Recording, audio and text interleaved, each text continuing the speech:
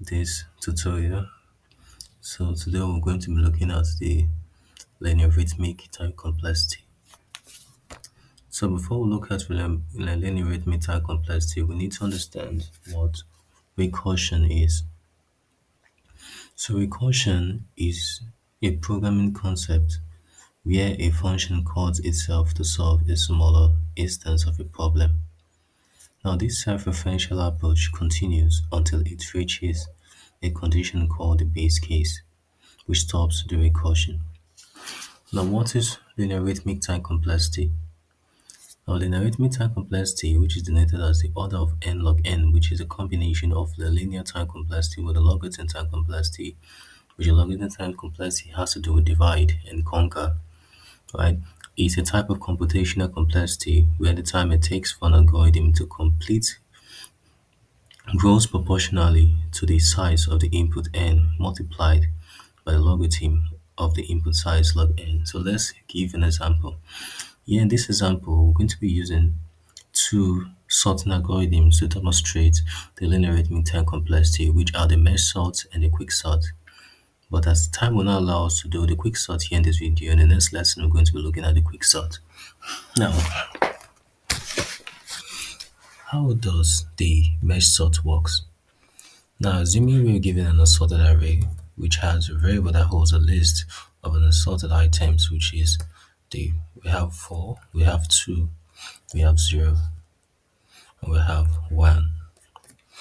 Now you are asked to use the merge sort to sort the items here. So how do we do that? Now the merge sort, what it does is, the first thing it does is it counts the total number of items here, 1, 2, 3, 4, right? And then divide it by 2, right? And then divide it by 2. So here, what we do here is we have so if you count 1, 2, 3, 4, if you divide it by 2 here, right? So this is a division that takes the nearest whole number, right? So let's assume we have 5 divided by 2. So instead of having 2 point something, we're going to be having 2 times the nearest whole number. That's what this division does, right? So now we have 4, right? So we have 4 divided by 2 here. So 4 divided by 2 give us what? 2. Give us 2, right? So now what we do is, since we have 4 divided by 2 give us 2, that means we have the left hand. So we have another variable called the left. Let me call the left. So that we have another variable called the left. Now this left, we have a list. Will still be a list which takes 2 items here. Remember, it's 4 divided by 2, 2. So the left will take the first 2 items here, which will be 4 and then 2, right? And then the right, we have the rest of the items, which will give you 0 and then 1, right? Now, this is where the recursion comes into play, right? Where the recursion comes into play, that we'll keep on dividing these until we have just 1 items here. Because if you check in the left hand side here, we have more than 1 items. You can see this left hand items is not less than or equal to 1. Since it's not less than or equal to 1, right? Then you keep on dividing it until it's less than or equal to 1, until the items here are less than or equal to 1. So now, since this is not less than or equal to 1, so what we'll do again is we'll divide this, which is 2 divided by 2, but it's 1, 2, right? 2 divided by 2 will give us 1. So it means that left again we take 1 item, 4, right? And now the right again here, in this place here, we take what? 1 item, which is what? 2. Alright, so let me make this smaller so that every time we enter this place here, make this like this, okay? So now we are in this right hand now, right? We are in this right hand. Let me separate it with this.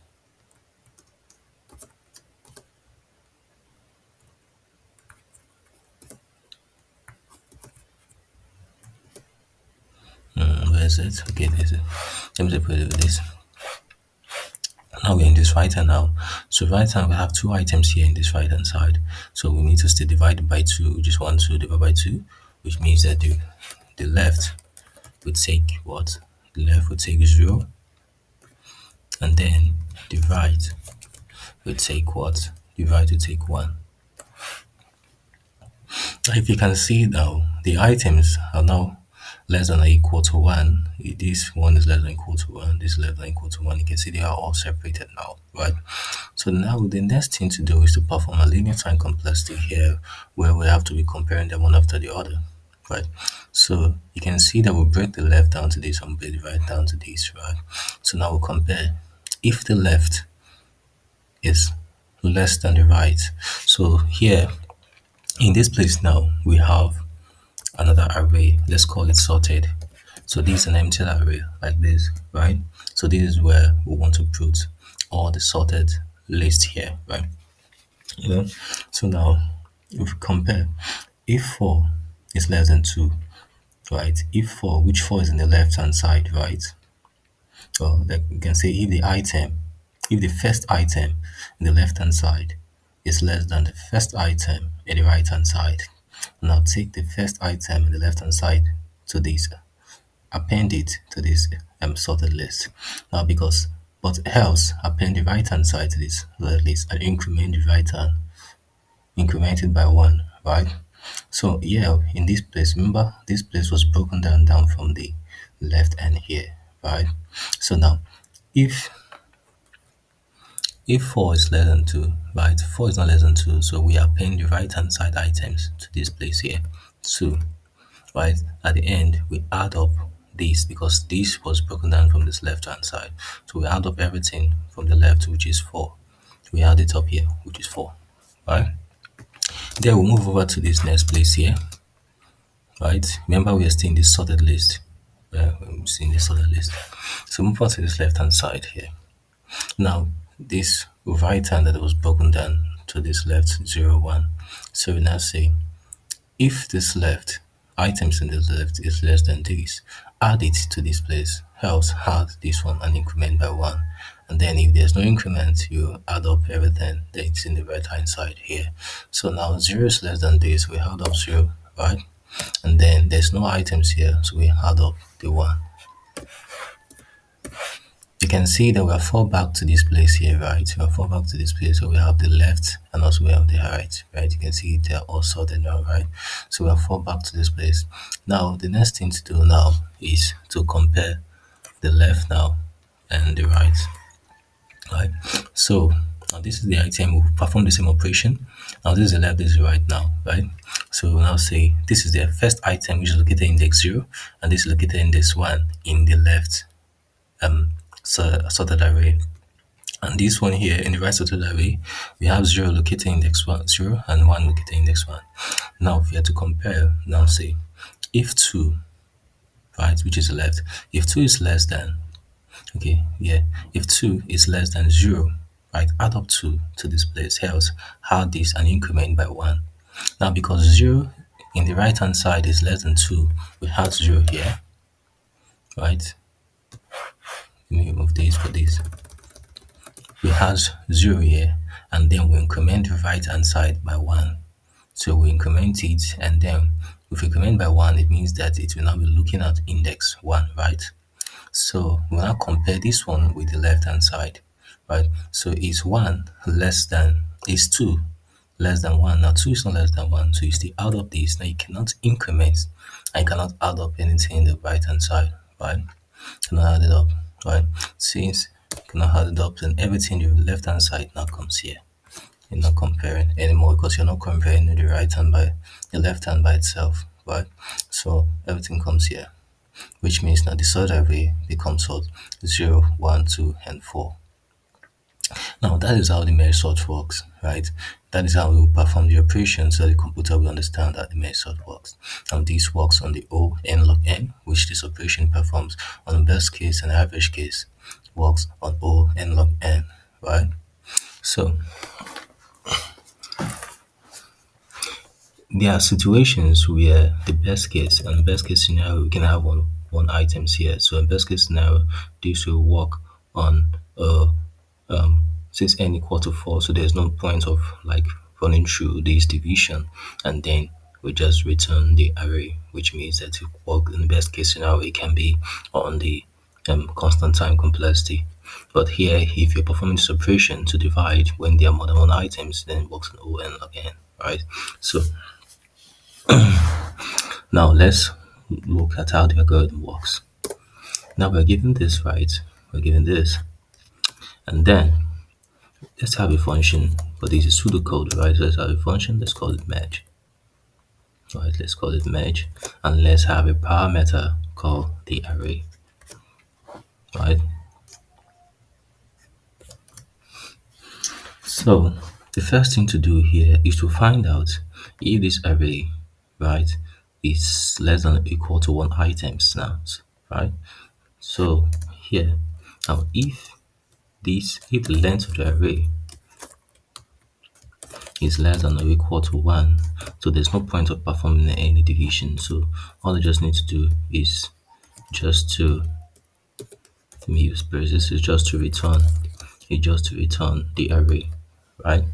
It's just to return the array, which means that if n, for instance, has an item of 4, right, just return the array. There's no point performing any division, right? That's what this first term means. But if it's more than 1, right, if it's more than 1, so what you need to do is to perform the division. So the first thing to need to do here, I will have a variable called a.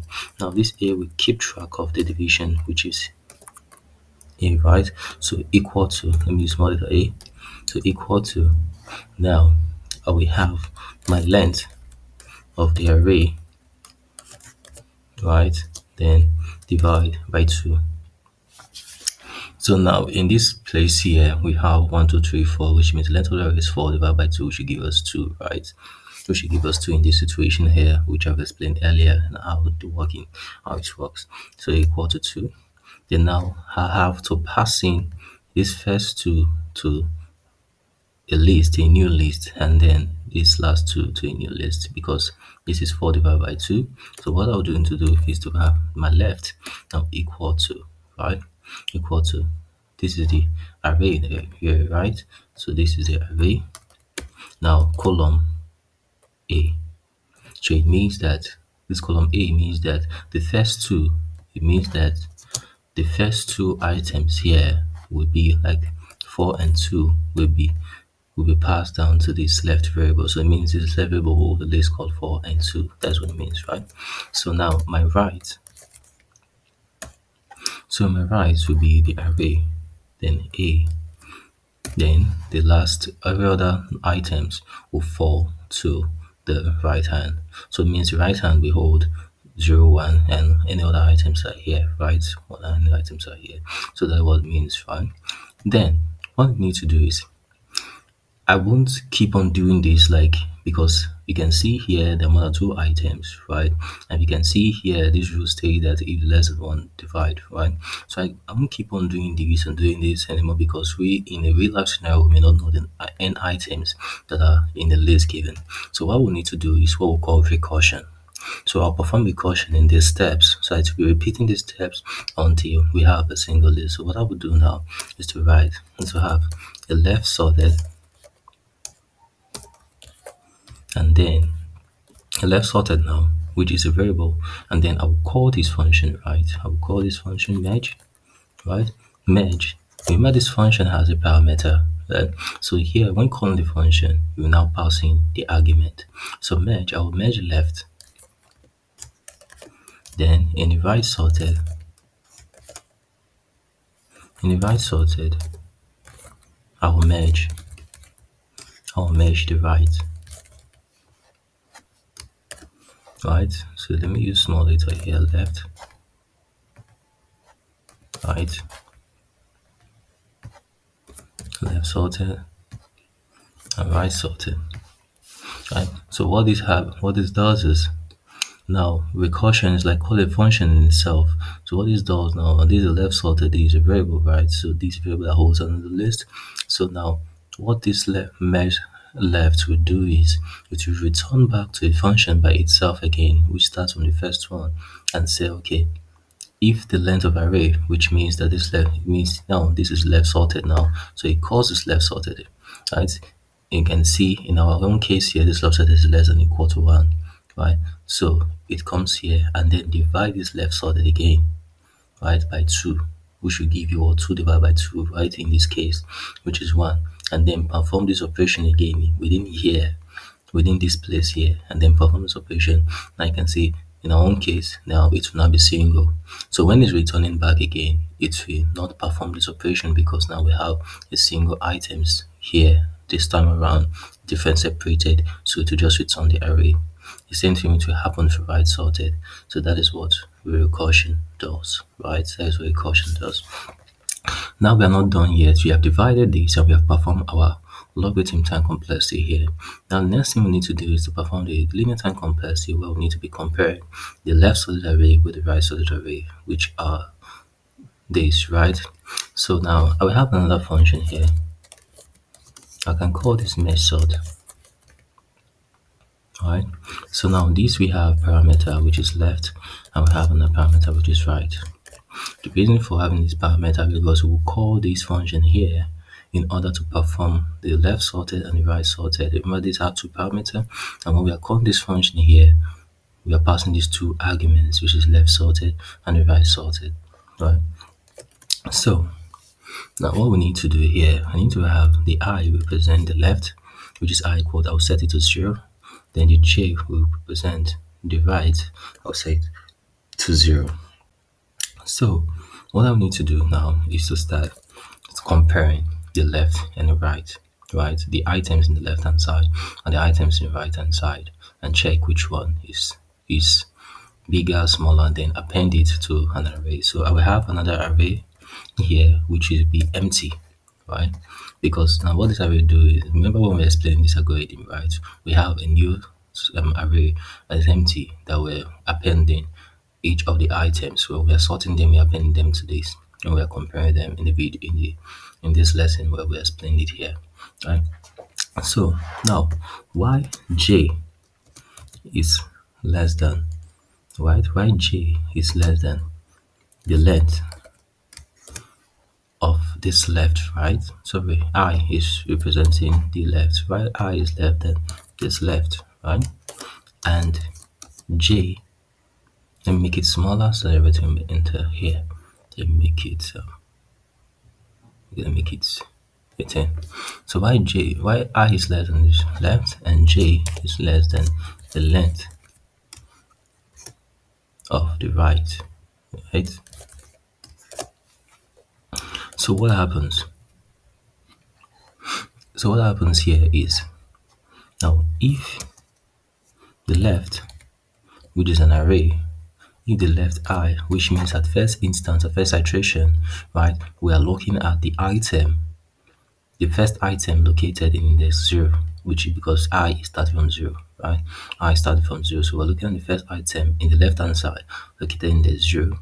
So if the first item is less than the first item located in the right hand side, right, and it's still in the 0, right? If this is less than this, so what we need to do, we need to append, let me just use the word append. We need to append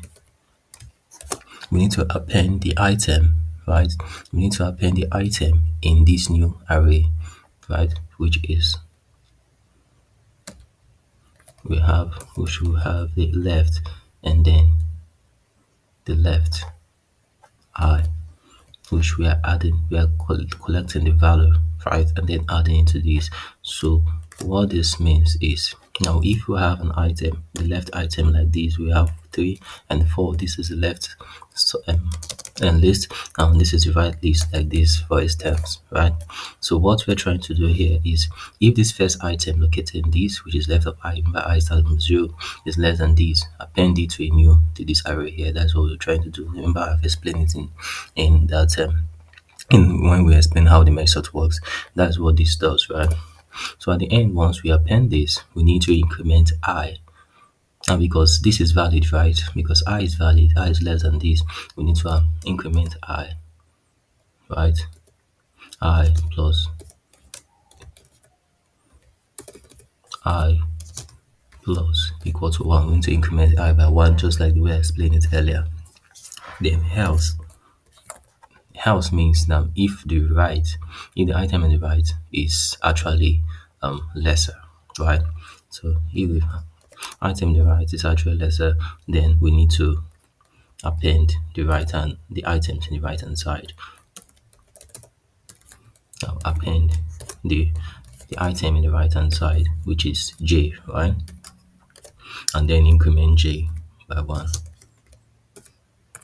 So you can see that is how it works, right? So after it does this, then every other items in the left hand side and every other in the right hand side, then just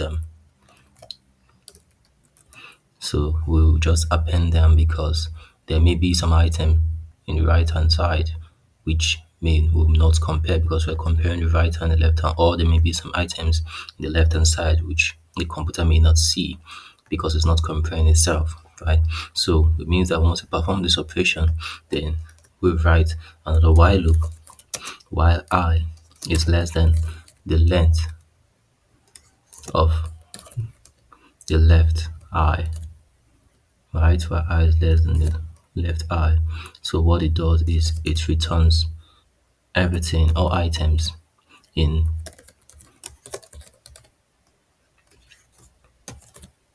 the left hand side after comparison so that we won't lose any item, right? So we'll do the same thing for j in case. So we'll do the same thing for j, yj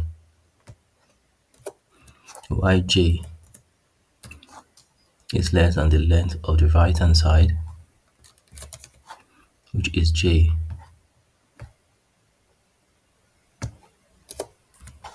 right? So I will that append, which is right, and then j, right? So at the end we are returning the array. So at the end we are returning the sorted array, right? So now that is how it works. So we have done the linear time here where we compare the left and the right, and here is we have sorted it and then we're returning the array. So in this place here we'll call the merge, and this is recursion, we'll call this, which defines this. At the end of this, right? Because this is the main function here. At the end of this, we'll call the return. We'll return. Now we return this function here, right? We return this function, which we just did. We return this function. So this function, what it does is this function will now wanna pass this argument here, which is left sorted, and then the right sorted. Right, so we have passed this argument here because if you check this function, look at what this function does. Right, this function is comparing the left and the right, right, and that is what it does here. That's why we call it here, so that we compare recursively to compare the left sorted, recursively we compare the right sorted, and everything will be sorted. And this answer will give us what 0, 1, 2, and 4. So that's how the method works, right? It's a bit complicated, but it's very easy to understand. So you understand the working, right? In this working place, I will try to explain to you that everything here you can see works on the linearithmic time complexity. In our next video, I'm going to be explaining quicksort. Quicksort is that easy more than this, and it's somehow faster more than this because quicksort is making use of the pivots. So quicksort is not undergoing all these operations, rather it's sorting it as you're dividing. So doing the process of division is actually doing the sorting automatically. So that's how quicksort works, right? So we're going to be explaining that. I'm going to be explaining how it's algorithm of how we can write that. So next video we're going to be explaining the logarithm time complexity, which we will use the binary search as an example, and then we'll try to explain the explanation time complexity, which we use the tool of Hanoi as an example. So thank you and God bless you. If you have any question, feel free to ask me. I'm always here to answer you. Thank you and God bless you. So I'm just going to do this very well here. Because why this? So this, I'll put this. This is within the while loop, and this one here is within the while loop. So this array here is small data. So this is within the while loop here. This small data is return. So this is within the while loop here. Alright. So then this one here for this, then okay, this okay, right? So this is the algorithm for the method, right? So thank you and God bless you.